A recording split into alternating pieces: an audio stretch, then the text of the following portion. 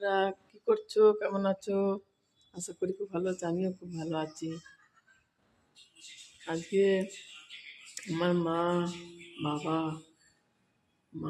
মাসির মেয়ে, আমার ভাইয়ের মেয়ে সব আমার মাসি বাড়ি পুজো আছে, নারায়ণ পুজো, নতুন বাড়ি করেছে, সেখানে গেছে। আমারও যাওয়ার কথা ছিল, আমার শরীরটা সেরকম ভালো না, আমি ওই জন্য যেতে পারলাম না। আমি আর আমার বোনের বড় মেয়েটা যেতে পারলাম না। এরকম ঘরে আছি, আমার ভাইও আছে, ভাইয়ের বউ আছে, আমি যেতে পারলাম না বন্ধুরা। এখন আমি রান্না করছি, বেশি কিছু না,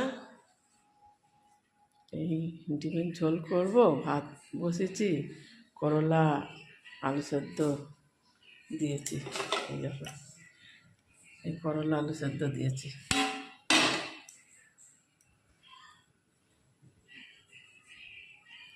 ভাতে করলা আলু সেদ্ধ, আর এই যে টিপ হবে, বেশি কিছু করবো না, ডিম করবো আর রেডি আছে, দেখো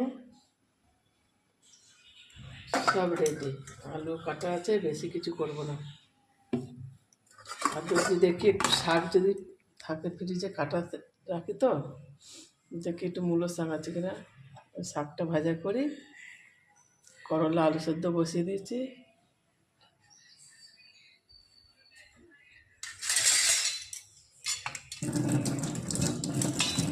আজকে আমি যেতে পারলাম না, শরীরটা ভালো লাগছিল না, ঘুম থেকে উঠতে ইচ্ছা করছিল না, ঠান্ডা পড়েছে আর উঠতে ইচ্ছা করছিল, আমি যাইনি। আমার মাসির বাড়ি হচ্ছে সোমরা বাজার, ওইখানে গেছে। আজকে আমার মাসিদের ঘর বানিয়েছে, তো ওই ঘরে পুজো দিচ্ছে, নারায়ণ পুজো, সেখানে আমার মা গেছে, বাবা, মা, মাসির মেয়ে, আমার ভাইয়ের মেয়েটা, আমার মামা গেছে।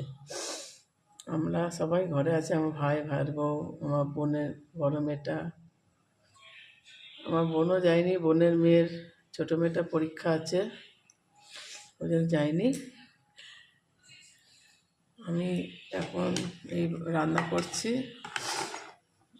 ঘুম থেকেও খুব, এমনি শুই তো অনেক রাত করে, উঠতে দেরি হয়ে যায়।